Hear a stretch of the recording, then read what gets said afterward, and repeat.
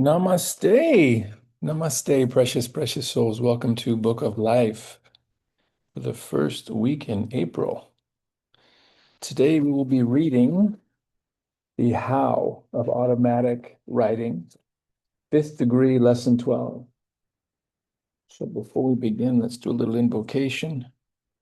Get connected and disconnected from all those unauthorized connections. Go ahead and just be in a nice receptive pose, palms facing up. Place the tip of the tongue onto the palate. Nice slow inhalation. Nice slow exhalation. Inhaling the pure white light down the Sushumna Nadi. Exhaling all areas of stress, anxiety, all negative energies. To the Supreme Being, the source and fountain of all life, Heavenly Father, Heavenly Mother. To all of our spiritual teachers, Holy Master Choa, the Buddha Padmasambhava. To Earlyne and Robert. To the Circle of Seven, Lord Kuthumi, Lord Rama, Lord Zoser, to the Astarian hierarchy, to the Lord Yehoshua, Bar Miriam, the Lord Christ, Holy Mother Mary, Lord Kuan Yin Buddha, Lord Gautama Buddha, all the great, great ones, our higher souls, our oversouls, our celestial guides, our angel guides, Sanat Kumara, the solar logos, the universal logos. May we be a channel through which thy holy ones approach the world. May we be a center for the radiation of thy power. Teach us to travel light, that we may better gain the heights, break the bonds that bind.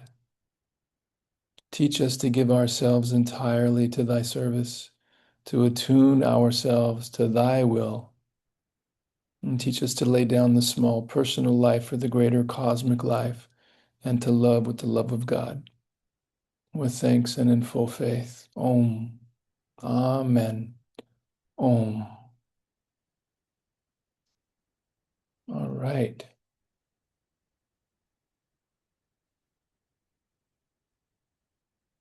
The How of Automatic Writing, fifth degree, lesson 12. Development of automatic writing. Let us discuss the phenomenon of automatic writing. Discussion of this phase is included with a great deal of care because Astara does not generally endorse this method of communication. It is fraught with psychic pitfalls for the one who seeks not wisely but too well.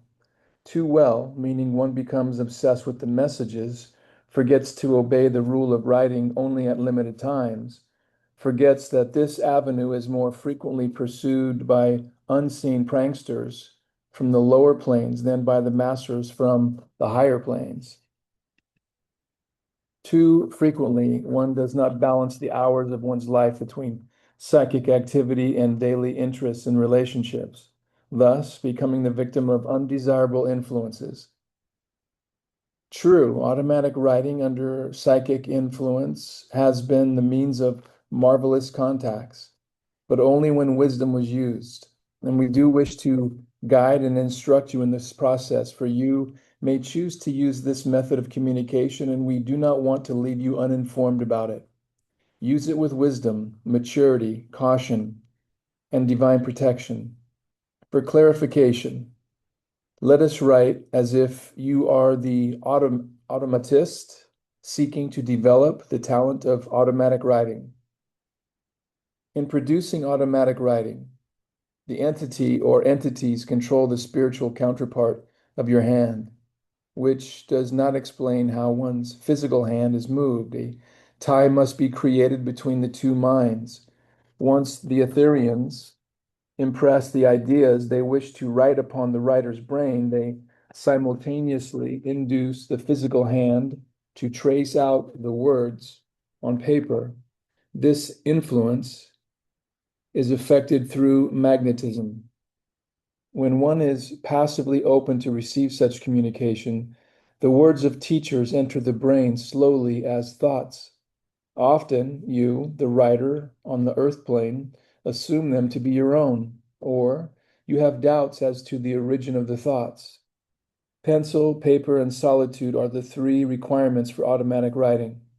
There needs to be solitude unless the phenomenon is to be accomplished by the automatist being placed in a state of trance by another. Usually, however, automatic writing is done by the automatist sitting alone. You must enter a condition similar to half sleep, in which you will experience a strange passing into a state of illumination, even though your conscious mind is in a dreamlike state. You attempt to control your thinking in that you strive to cease formulating thoughts into words. You become a concentrating listener, still and passive. Your brain may thus be used by the spirit control. It is often as if an endless message is being spoken, not by words, but a perpetual flow of thoughts, not unlike actual dictation. Often the thoughts assume a flow of words. More often, the minds of the writer is simply penetrated by the thoughts of another while the hand writes out the words involved.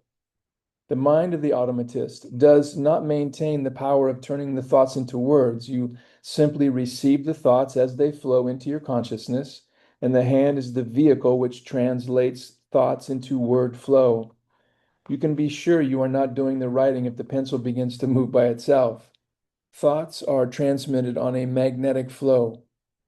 From the other side, the Etherian throws a thought into the mind of the automatist, at the same time projecting a flow of magnetism into the radial nerve in the arm and hand so that the words are written through the flow of electric impulses. The pencil writes the words with no effort on your part. If your mind, as the automatist, becomes actively involved in the message from your own point of view, very often it acts as a point of break-off. The mind stuff no longer remains pliable and elastic. It cannot be molded under the influence of the thought projection from the spirit. Your own mind has assumed control.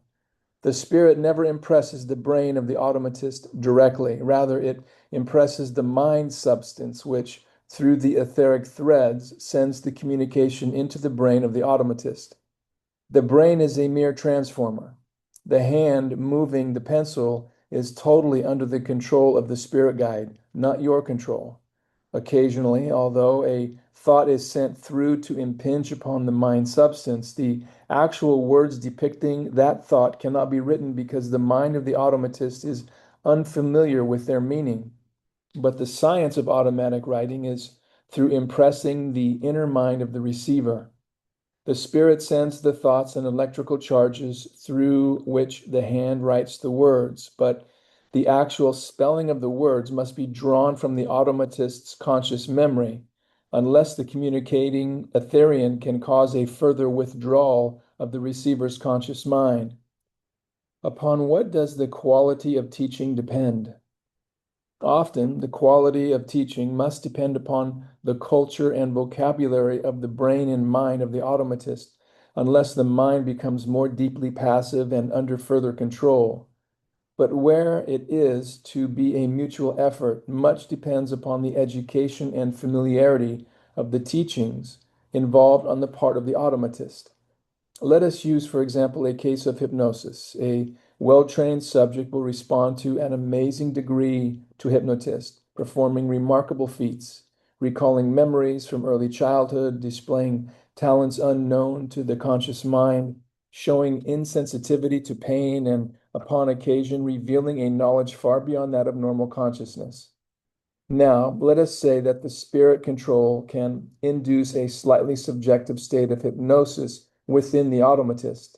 He or she is able thus to project thoughts easily into the receiver's fluidic plastic mind, just as the hypnotist suggests that his or her subject become a concert pianist, producing astonishing music. In this sense, it may be said that the spirit has partially hypnotized the subject and has the subject's conscious mind partially under suggestive control. The difference is that the control must project suggestions mentally, while a hypnotist of earth projects directions orally. Not being able to do so places Etherians at many a disadvantage and alters the situation from being pure hypnotism. It would be a simple matter were that all the spirit control had to deal with. Indeed, much more is involved. But the hypnotic state is a good example for clarification. In the case of automatic writing, the automatist must come to the aid of the spirit. You must be aware of ties of affection, or at least be submissive to partial control. Whereas in hypnosis, very often the subject is made to do that which you would never do consciously. I do not speak from a moral or criminal standpoint. I refer to subjecting oneself to the ridiculous. The natural man receives not the things of the Spirit of God because they are spiritually discerned. 1 Corinthians chapter 2, verse 14. The greatest handicap of the Etherians is finding proper language to express their thoughts. Often there are no earth words that can bring their ideas into written form. The laws of the two worlds differ, and it is most difficult to describe the laws of Etheria in Earth's language. Often such a communication must sink or rise to the level of symbols by pictures or images with the hope that the deeper mind of the automatist may correctly interpret the meaning involved. It only remains to caution the automatist that great care be taken in giving your consciousness over to an unseen being. There is a strong desire on the part of advanced Etherians from the upper realms to find sensitives through whom to communicate. The great teachers will seek for bright psychic lights and will not be interested in attempting communication through dull and difficult channels. Self-induced automatic responses are nearly impossible to distinguish from spirit-induced responses because of an unrealized short circuit in the process. Nervous system problems and possible emotional and mental disturbances may result. Thus, it remains for the Astarian to become as fully lighted psychically as possible, the better to attract the higher beings. Simply being an Astarian means that you are already involved in a spiritual family and that you are watched over by great beings. It should therefore not be difficult to attract one for the purpose of communicating. Whether it becomes a wise act is clearly within the decision of the individual automatist. It is very important that you do your part and follow certain rules implicitly. That is, to sit daily if possible, but only at the decided time. Never, never, never deviate from that time. Remember, it is as though you were scheduling an appointment with a higher being from a more spiritual plane of life. You do not want to keep that soul waiting, nor do you want to simply show up at any time and speak with whoever else happens to be available. In so doing, you throw yourself open to the approach of lesser intelligences who form a disagreeable attachment.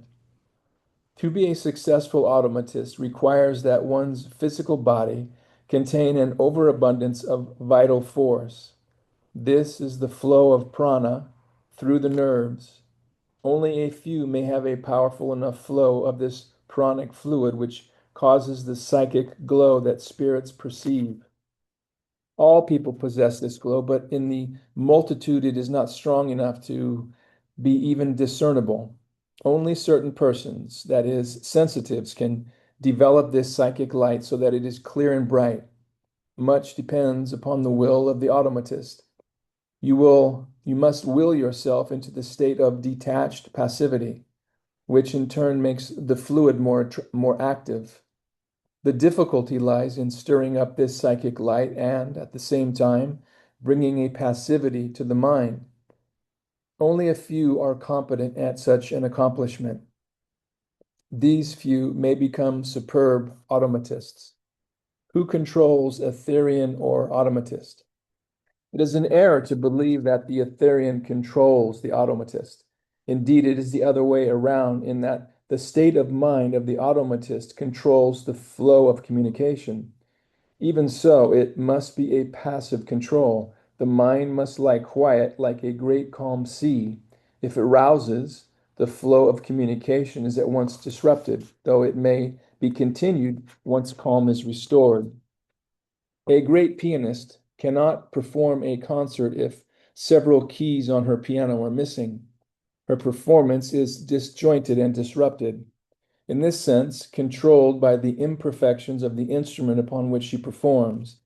In a similar way, an Etherean's automatic writing performance becomes increasingly difficult if the automatist constantly asks questions, disjointing and disrupting the flow, especially questions that require memory of past events on the part of the Etherean communicating. Once the Etherean enters the deeper mind of the automatist, if a question is asked requiring that he search back in memory, he must leave the deeper mind of the writer temporarily in order to hook up with his own memories. He must then seek to re-enter the mind of the writer, thus questions interrupt a smooth flow. It is far better to keep the mind passive and let the Etherean write what he will. Can magnetic currents be directed mentally? The science of automatic writing. The Etherean stands behind the physical body of the automatist. The left hand is often placed on the head of the writer, and the right hand covers the writer's right hand. The actual writing is not done by simply guiding the hand nor by impressing the mind of the automatist. Rather, a ray of magnetic current is directed to the pencil itself, which causes it to move in obedience to the will of the directing Etherean. It is true that the writer's hand is used as an instrument for holding the pencil, but the force generated not only influences the hand, but the pencil itself. The magnetic currents flow through the muscles and nerves of the arm. Invisible rays radiate in every direction. The hand and pencil are manipulated via the magnetic current to form the desired words. Using the Ouija board, planchette, or engaging in automatic writing are psychic activities containing certain dangers, especially as the person is at the disadvantage of not being able to see with whom one is communicating.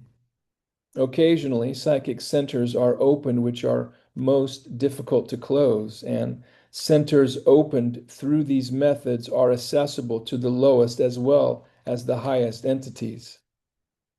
Also, the person should be warned not to accept as gospel every bit of advice coming through such methods.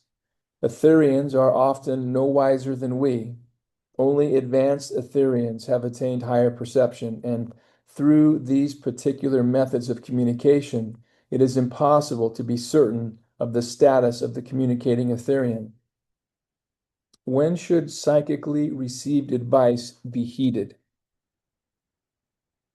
One must use good common sense and treat any advice exactly as one would consider advice given by a stranger on the physical plane, even coming from loved ones. Advice should be followed only if it seems reasonable and logical, remembering that they may know no more about any given situation than we do.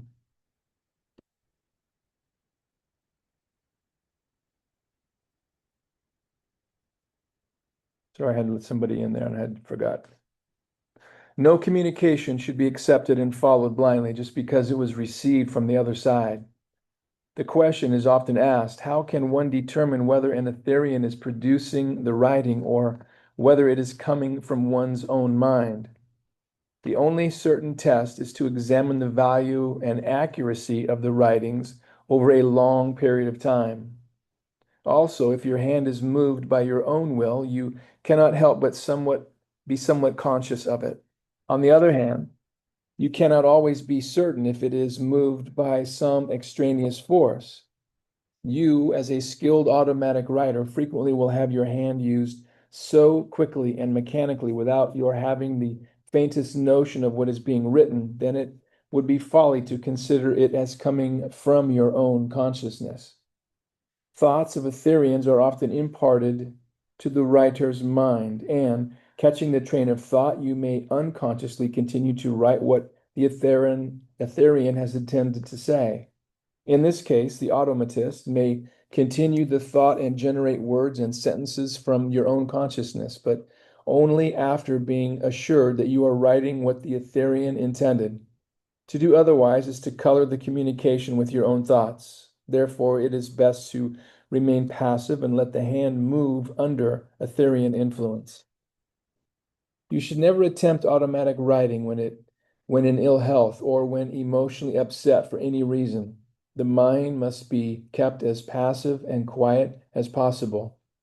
When you are overly tired or in any degree of ill health, you should never attempt psychic communication of any kind. Why should intoxicants be avoided? May we suggest passivity? It must be understood we do not refer to sluggishness nor torpor, such as after having eaten a heavy meal, especially when combined with alcoholic drink.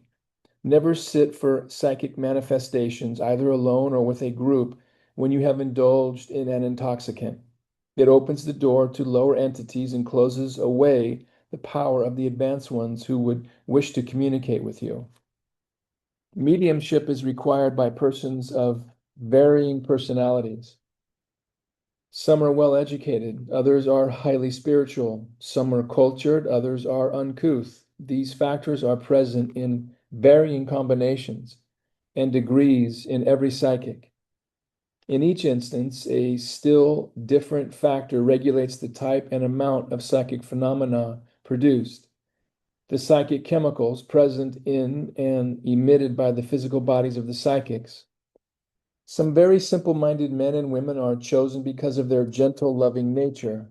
They seldom produce physical phenomena, but may be well equipped to develop clairvoyance and relay sincere and earnest messages from over there. Others, in the spectrum of psychic ability, are truly inspired on an intellectual and emotional level. They are writers, speakers, artists, musicians, the teachers of earth, used so effectively by spirit. One may become a remarkable automatist, another an inspired lecturer. Some, without even being aware of it, are influenced in their daily lives to bring the beauty of spirit to others through themselves. Some become intellectual philosophers, some intuitive philosophers, but all will be instruments of the guiding ones who serve the one spirit. The highest kind of mediumship is that which is inspired.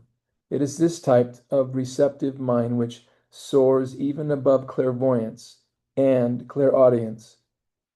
It is able to commune soul to soul. It hears thoughts rather than words. Such a psychic writes, paints, composes, teaches, speaks as the great souls inspire. The performance in his or hers, but the thoughts behind it are theirs. Are there dangers in psychic unfoldment? In the course of every soul's psychic unfoldment, there may come the dangerous phase called pledge fever. Let us use the example of automatic writing, one of the most common of all contacts with the unseen. It is also one in which pledge fever is most frequently encountered. Usually, this occurs during the early phases of unfoldment. First, the recipient receives acceptable writings and true messages. Then, insidiously, the messages take on a new urgency or begin to use the use of obscene language, even relating scandalous happenings about some revered friend or institution. The automatist is usually shocked at the sudden turn of events. Frequently, the messages purport to come from some high master who has just discovered an earth-shaking mission in which the automatist must immediately become involved in order to save the world, or you are urged to write or call upon famous personalities to warn them of a pending disaster, or you are told to commit some foolish act to test your integrity. It should be clear that this is the trial period of pledge fever, and that you are the victim of some familiar spirit who is a prankster, having a wonderful time bewildering you. One of the most prolific automatic writers of our time was William Dudley Pelley, who vividly described his own distressing experience with pledge fever in his book, Why I Believe the Dead Are Alive.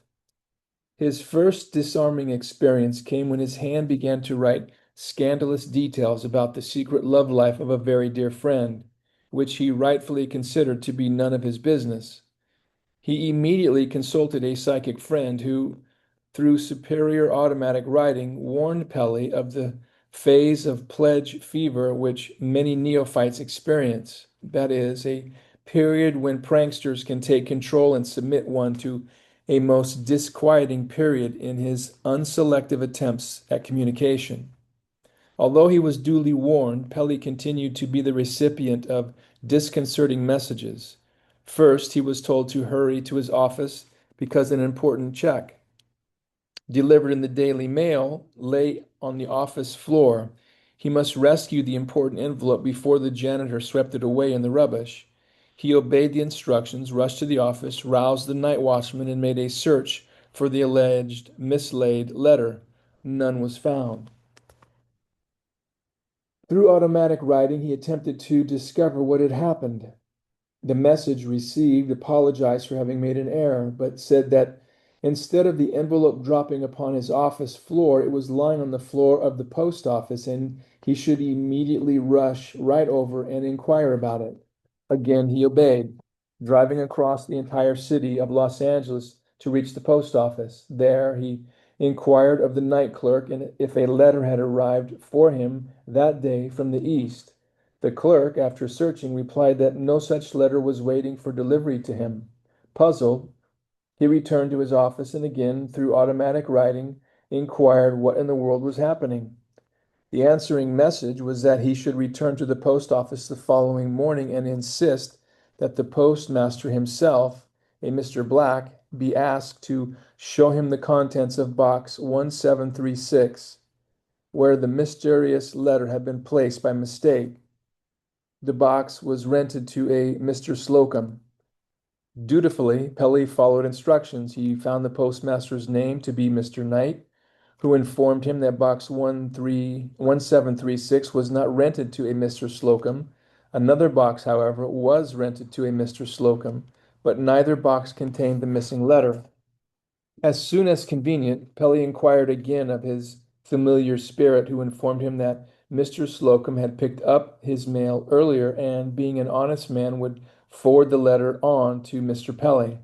No letter ever arrived, and it became obvious that the whole thing was a hoax.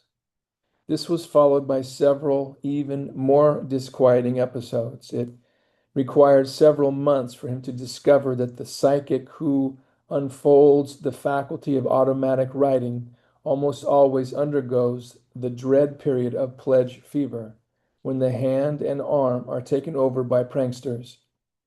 What is the cause of pledge fever? There seems to be no logical explanation for it. Mr. Pelly simply asserted that every person who enters an investigation of psychic life must pass through this period and learn through bitter experience that all those inhabiting the other world are not great teachers and saints. He named this trying time the time of pledge fever, meaning that when a novice pledges himself to become a channel for truth through communication, it seems that mischievous spirits conspire to do all possible to weaken the resolve or sidetrack any positive results. Why, we asked, should such frustrating things be allowed to happen? Could not the master protect the disciple from these entities? The answer is that automatic writing, Ouija board, and so on are all open channels, and all spirits are free to communicate. Until the novice becomes more fully unfolded, you can be contacted by spirits from the borderland as well as those from the highlands. Seldom are those pranksters harmful. They are only enjoying a time of hilarity when they can influence the novice to carry out their silly requests. In the early days of my own unfoldment, I too fell victim to such pranksters. I easily unfolded the phase of automatic writing, which quickly began giving me urgent messages that I was to save the entire West Coast from devastation. This, of course, played upon my ego, even though I was dead serious. I was told to send a telegram to President Roosevelt explaining that if the government persisted in experimenting with atomic explosions, that a tidal wave would engulf California, sinking it immediately. I sent the telegram. I never knew the reception it received, but automatic testing continued and no tidal wave ever resulted. A great many other false messages followed. I obeyed some, but refused to obey others. I was most distraught, being shocked that such obvious lies could come through such a pure source. What I failed to recognize was that I myself had failed to follow the rules I had received from my own mentors when the writings first began. The first rule was to be sure to sit for the writings only at the planned time every day, and I had deliberately disobeyed. Therefore, I had only myself to blame for falling victim to pledge fever. So adept was I at the writing, I ignored the first rule almost immediately. Instead of sitting only at noon, our planned time, I began sitting whenever I felt a tingle in my arm. Consequently, I became an open channel for those who played tricks upon me, the same as did William Pelle. Eventually, one day, my master took up the pencil to write that from that moment forward, for years into the future, my hand would be unable to perform automatic writing.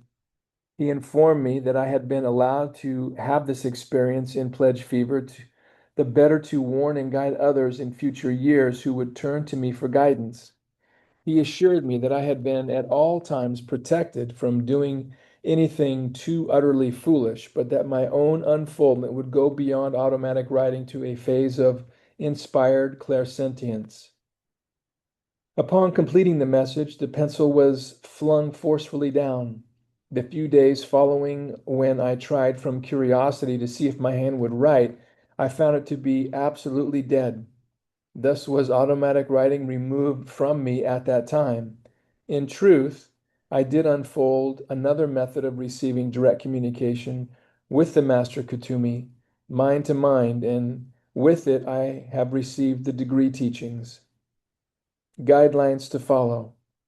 One who is experimenting with automatic writing must follow these guidelines in order to ensure safety and wise unfoldment of this psychic and intuitive practice. 1. Sit only at a specific time decided upon previously, a mental tryst with the one you wish to contact. 2. Plan for no more than 10 minutes to half an hour daily in the beginning. 3. Sit at the same location, which becomes magnetized. 4.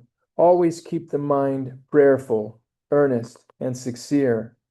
If you wish, cross yourself, place a rosary about your neck, place a crystal nearby, or use any other spiritual talisman that is important to you and ask for divine protection. Mentally surround yourself with white light. 5. Should communications come which appear to be a hoax or frivolous, ignore them. Refuse to follow messages which seem ridiculous. 6. Know that if such things are ignored, time will unfold a greater power, making it possible for only those from higher planes to manifest. 7. Know, too, that if credence is given to ludicrous messages, grave dangers could follow. Psychic centers could be prematurely opened, voices heard which could not be controlled. Some occurrences are extremely difficult to correct and could possibly lead to emotional and mental difficulties. I would not have you turned away from automatic writing and Ouija boards by these words, Astarians. I would only have you be alerted to the dangers and to the importance of following spiritual guidelines which have been developed by advanced seekers over many decades of experience. Remember, again, those spirits which seem malevolent are only those who seek to sport at your expense, or they are those who, having failed to accomplish their goals during their own earth life, would jealously seek to undo your own psychic accomplishments. If you recognize pledge fever for what it is, you can grow beyond it into a most marvelous psychic receptivity. Do not fear it, but being prepared, ignore pranksters and their familiar messages. Right when you know your teachers and loved ones will be gathered about you, follow these words and proceed with your psychic seekings, if such is your earnest desire. Indeed, overcome any interference with love. The more love you develop, the weaker will be their ability to mislead you. Refuse to listen to that which is illogical and that which appeals to your ego. Turn your consciousness away from that which comes through, which is repulsive. Recognize the unrighteous by the nature of his or her counsel. Remember this, the true mentor or teacher will seldom, if ever, give trivial advice concerning your daily life. Who is a familiar spirit?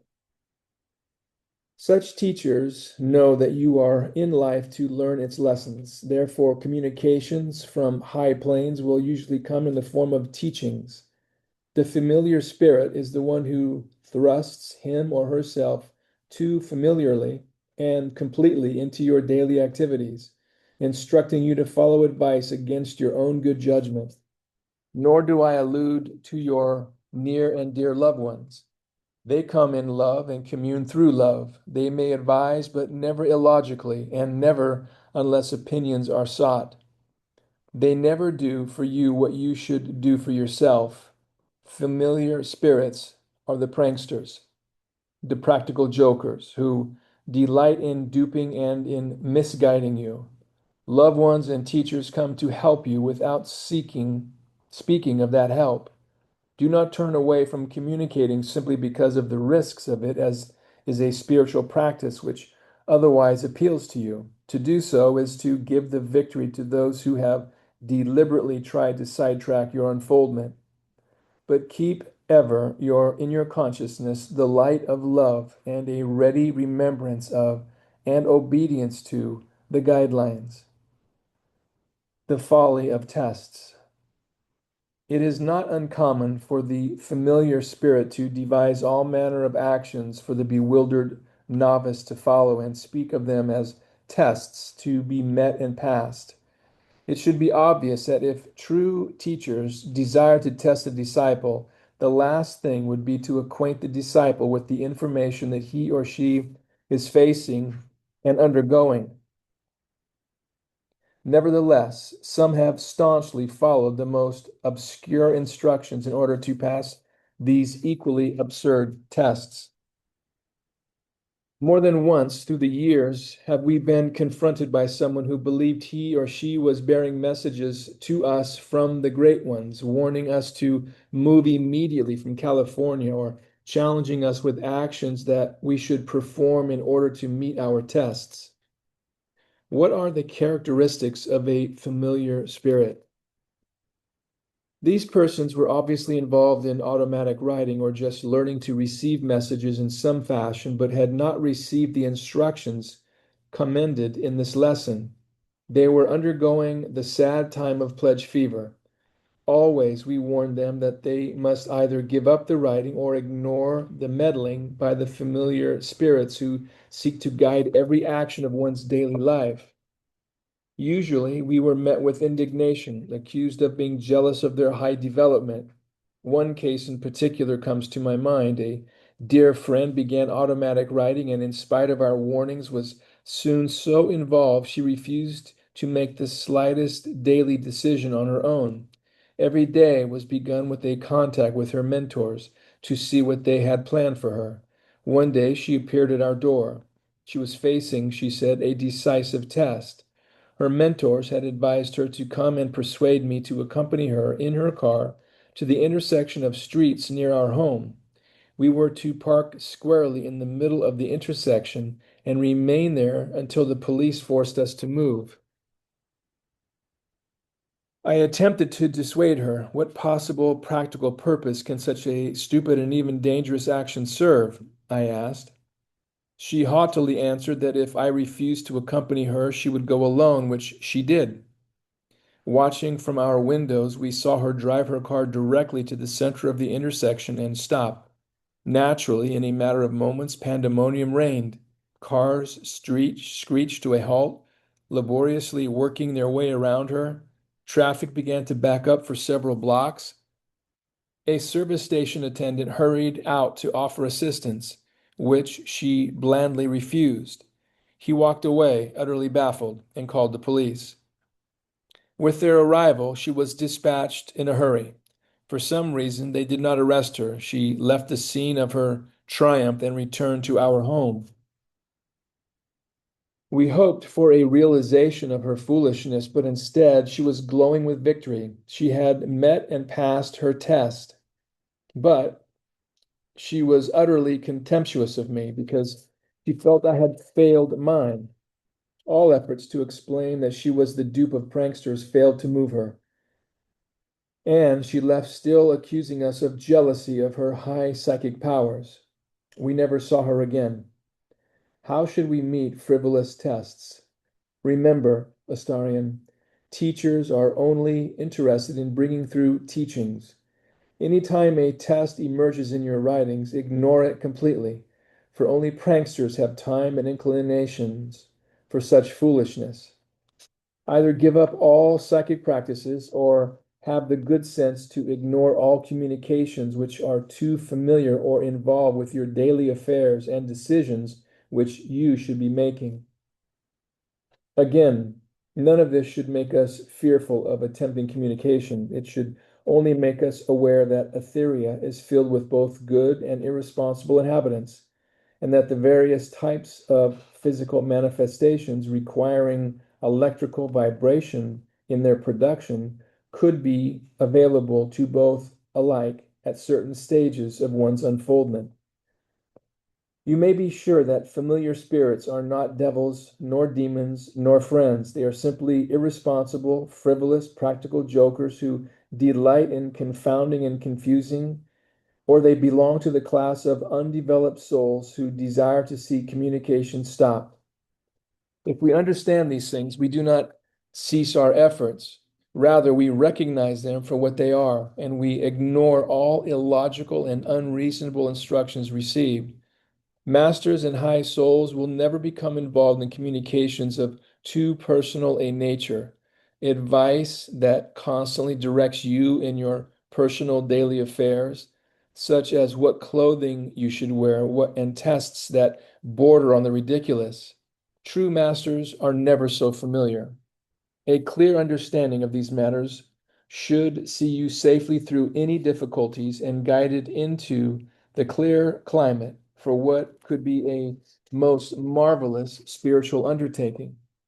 Remember, teachers and sincere loved ones are diligently searching for channels on earth through whom to make their presence known. You may be such a one. Why contradictions in communication happen? Those who become involved in sitting in circles or in classes and who are fortunate enough to make contact with communicating Etherians may find that often the messages received are contradictory.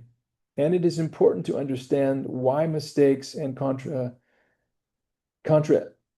contradictions evolve from this method of communication between the mundane and spiritual worlds. Are all Etherians advanced souls? It should be remembered that astral beings, like ourselves, are subject to a degree to surrounding influences and circumstances. They are no more infallible than are we. Many of those communicating from over there are Etherians who are uneducated in the profound truths with which the higher and more advanced Etherians are familiar.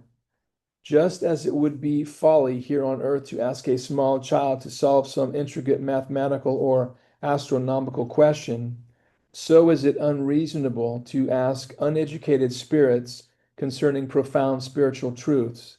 It should be remembered that most of them are beings who are still tied sympathetically to loved ones on earth. Thus, they become involved in a concentrated sphere of the minds of the individuals composing the circle. This sympathetic influence frequently can cause them to agree to almost everything which the questioners desire them to affirm.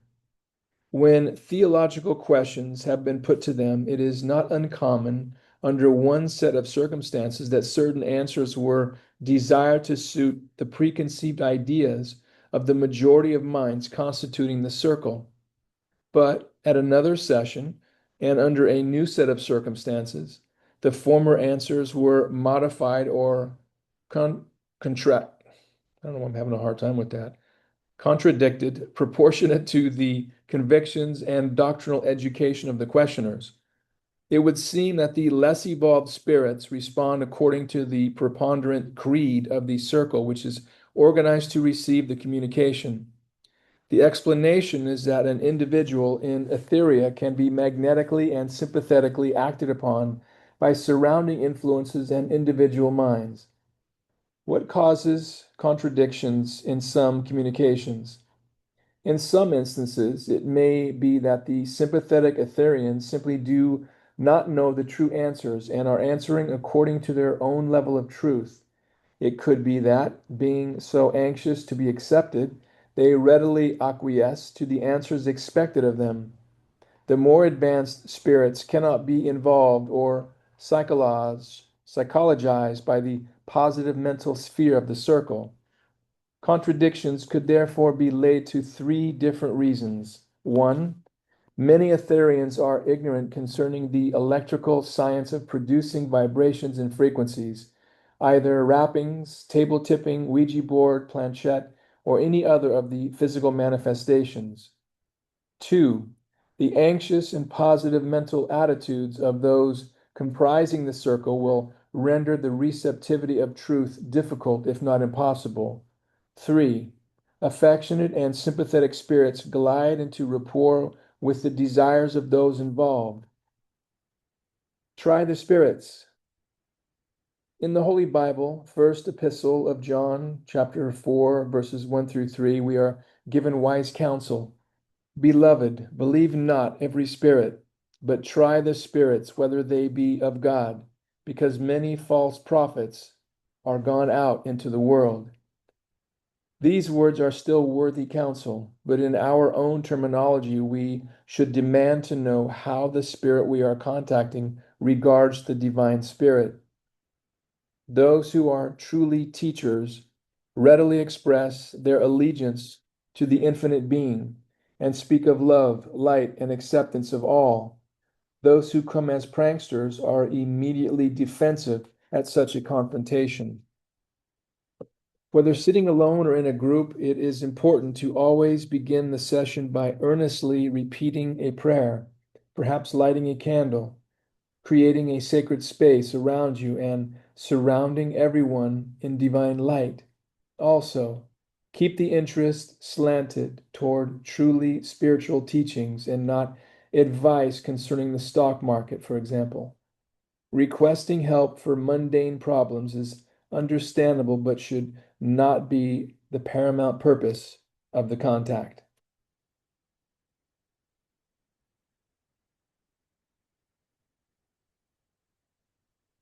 There is fifth degree, lesson 12. And in 2 weeks, developing clairaudience and clairvoyance. That will be fifth degree, lesson 13. That will be fun. All right, before we end the session, if you guys are and ladies are open and receptive, we will share with you the Astara light, April blessing, and meditation. Just place your hands, palms facing up. Make sure your legs are not crossed. You can close your eyes if you'd like. And just be open and receptive.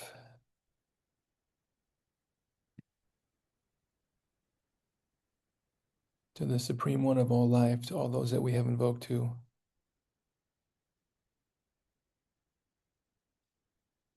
And to the Lord Yehoshua. May the light that shines upon the way of the great revealers brighten your path also. May it heal and fortify you and supply the quality of assurance that helps you meet every situation with confidence.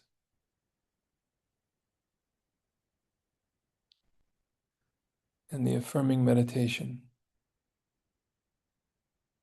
as I close my eyes and ears to the physical world around me and center my attention upon the spiritual dimensions within me, I find an inner center of peace and stability, a place where God is and I am. May this manifest on all levels.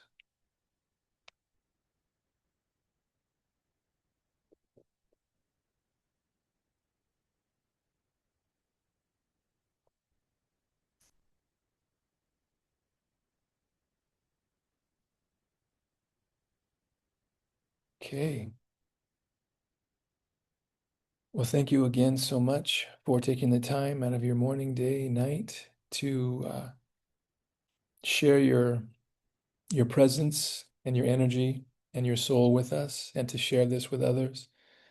This one is recorded, and we will get it up on our Star 1951 YouTube. We'll see you tomorrow for blessing the prayer petitions, and Wednesday for the mystic vibration and the Wednesday blessings. Have a beautiful, beautiful moment. Until the next time we see. Namaste. Namaste, precious, precious souls. Be very well. Take care.